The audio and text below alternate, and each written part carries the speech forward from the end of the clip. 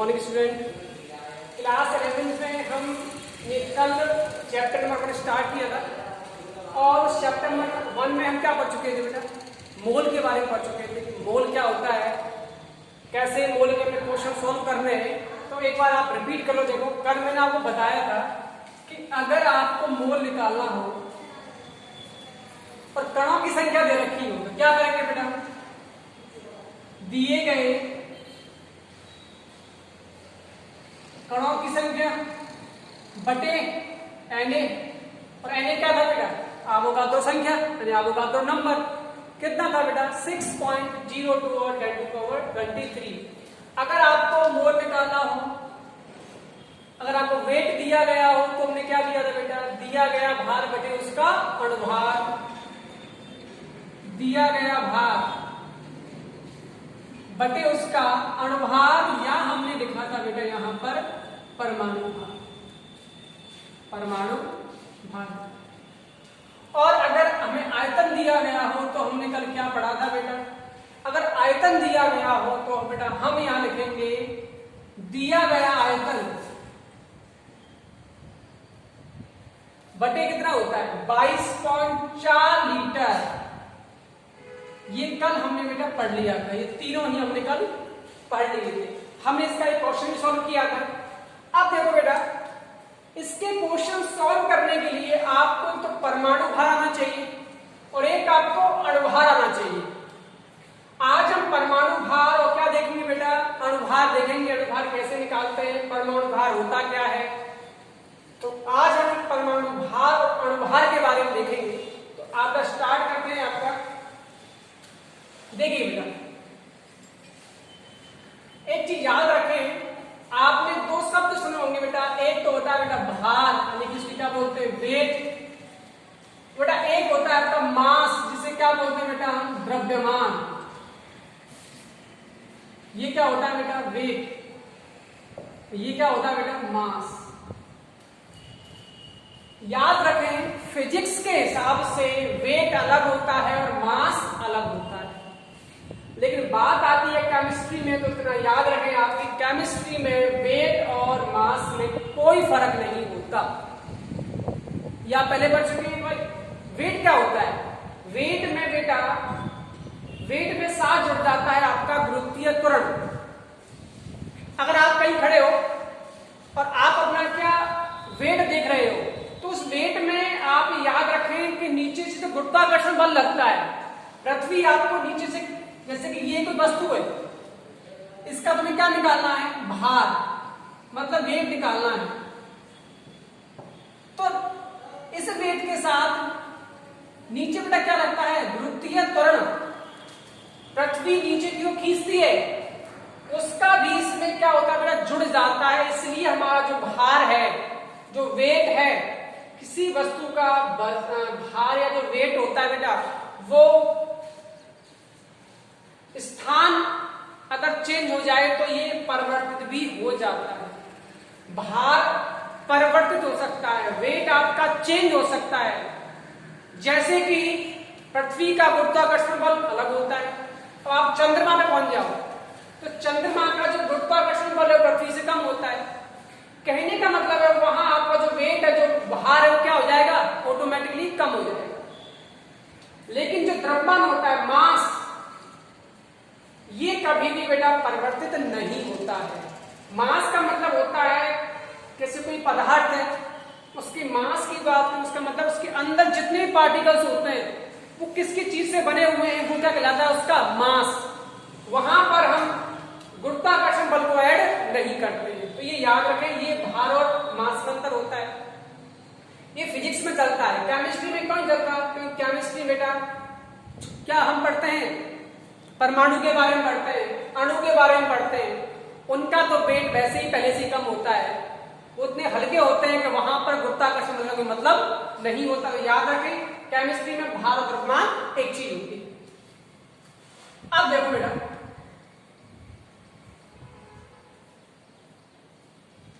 सबसे पहले आता है परमाणु भार। परमाणु भार, एटॉमिक वेट।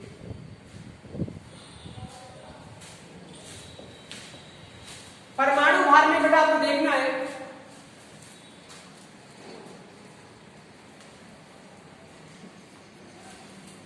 परमाणु भार में याद रखना है किसी भी तत्व का, किसी भी तत्व के परमाणु का भार, किसी भी तत्व के जो परमाणु का जो भार है, परमाणु का भार की क्या कहलाता है बेटा? परमाणु भार। तत्व कोई भी हो सकता है, उसका जो परमाणु होता है उसका जो भार है वही क्या है? परमाणु भार। अब देखिए भार आप निकालते कैसे हैं? अगर आप किसी दुकान पर जाएं और आपने कहा भाई मुझे क्या दे दो, 1 केजी क्या दे दो? शुगर दे दो।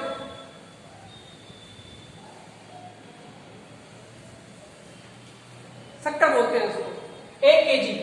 अब बताइए 1 केजी उसने पता कैसे लगाया? क्या उसने सीधा ही आपको उठा के दे दिया 1 केजी? ऐसा नहीं किया होगा उसने, क्योंकि बेटा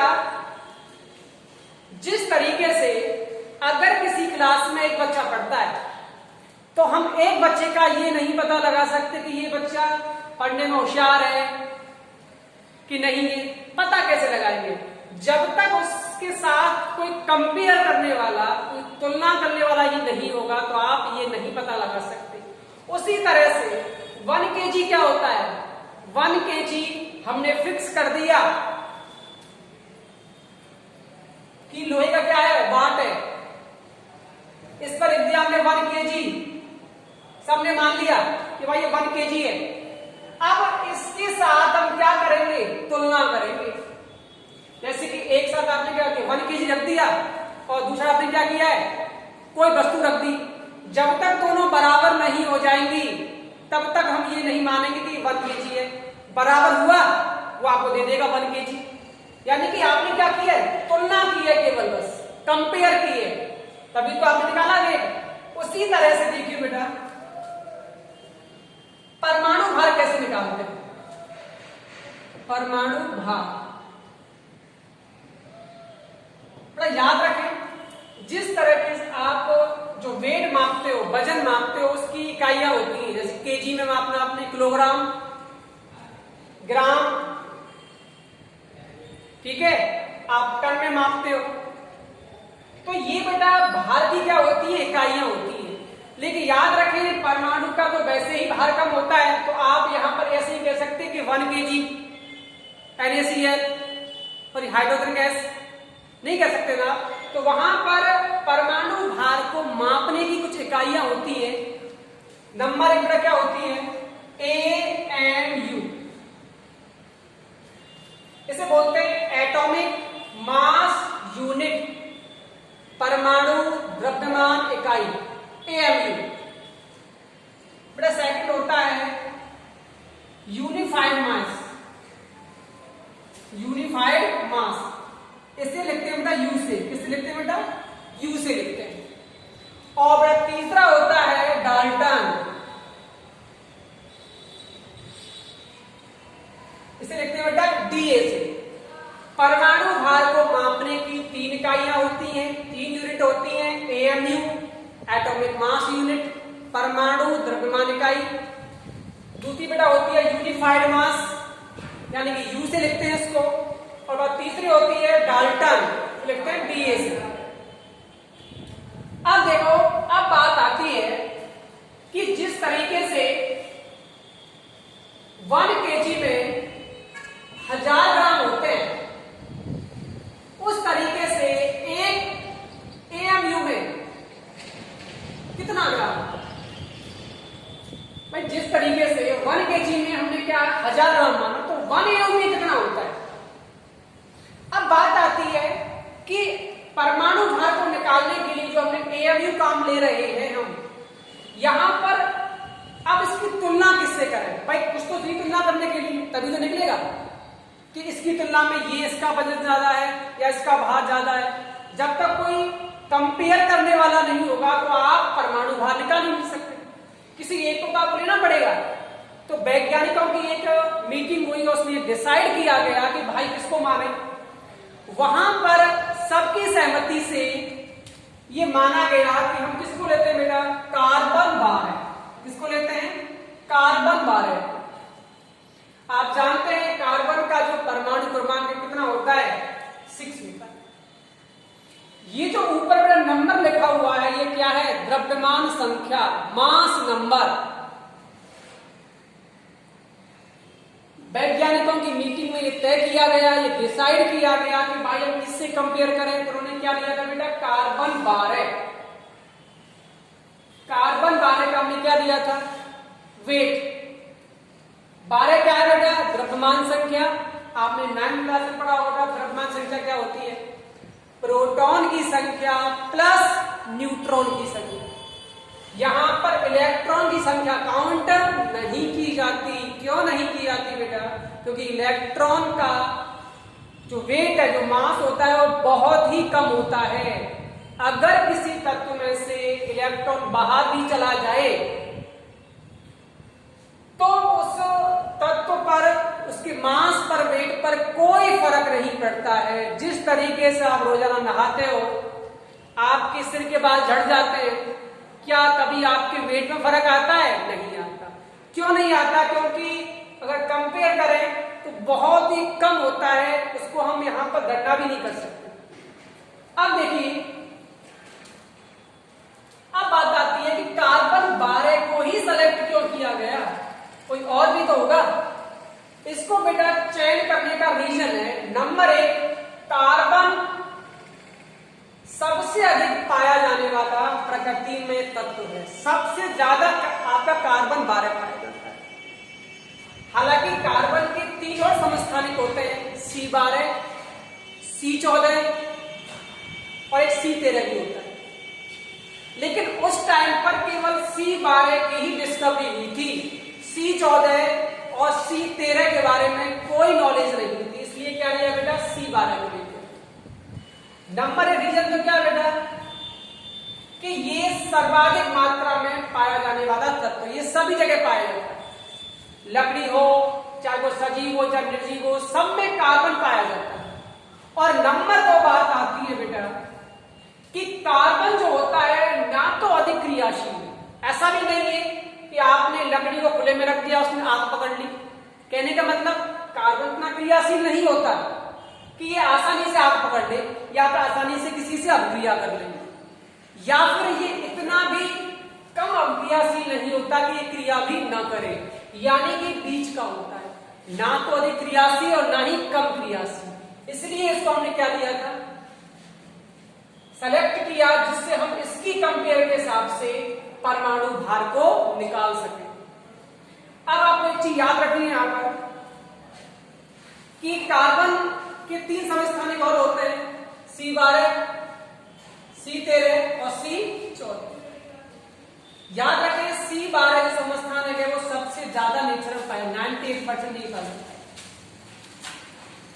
बाकी के जितने भी समस्थानिक हैं उनकी मात्रा नेचर में बहुत ज्यादा कम है, इसलिए हमने किसको सिलेक्ट किया, C12 को सिलेक्ट किया। तो ये रीजन है कार्बन 12 को सिलेक्ट करने का। और इसकी कंपेयर में हमने क्या निकाला था, एटॉमिक वेट यानी कि परमाणु भार निकाला। अब देखिए,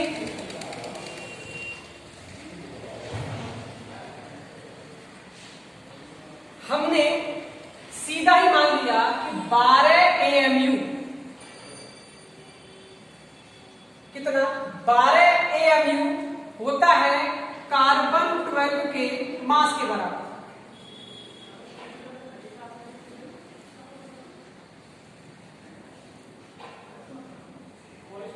कार्बन 12 का जो एक परमाणु है, कार्बन 12 के एक परमाणु के बराबर, वो हमने कितना मान लिया, 12 AMU। ये कोई प्रैक्टिकल वैल्यू नहीं है, ये क्या है, केवल माना गया है कि कार्बन 12 का जो एक परमाणु है उसका भार AMU में कितना होगा, 12 AMU। अगर बात करें हम 1 AMU की, यानी कि कार्बन 12 के एक परमाणु का जो भार है वो किसके बराबर होता है बेटा, 12 AMU के बराबर होता है। अगर बात करें एएमयू कितना होगा तो कैसे निकालेंगे? 1/12 मल्टीप्लाई कार्बन 12 के एक परमाणु का भार।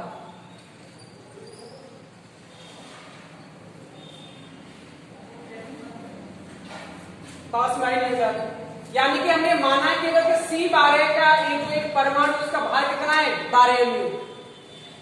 और अगर हम यहां से एक AMU निकालना है तो क्या करेंगे? 1/12 मल्टीप्लाई कार्बन 12 के एक परमाणु का भार। अब बात ये आती है कि इस कार्बन 12 के परमाणु का भार होता कितना है। तो बेटा ये निकाला था किससे? Practical value. तो देखो कितनी होती है इसकी। कार्बन 12 के एक परमाणु का भार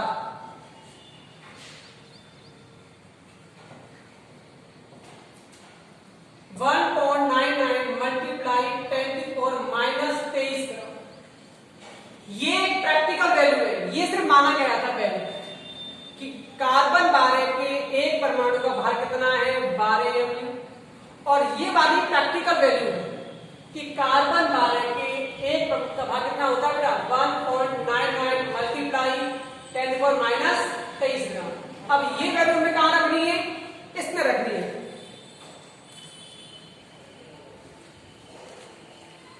तो देखिए 1 AMU बराबर 1/12 मल्टीप्लाई ये क्या है? ये कार्बन के एक परमाणु का क्या है भार। ये प्रैक्टिकल वैल्यू है। अगर इसको मल्टीप्लाई करेंगे तो कितना आंसर आएगा? 1.66 मल्टीप्लाई 10⁻⁻24 ग्राम। यानी कहने का मतलब है कि AMU में कितना वेट होता है 1.66 मल्टीप्लाई 10⁻⁻24 ग्राम। तो एक AMU में इतना वेट होता है। ये क्या है? प्रैक्टिकल वैल्यू है। ठीक है। अब मैं यहां पर कुछ आपके परमाणु भार लिख रहा हूं।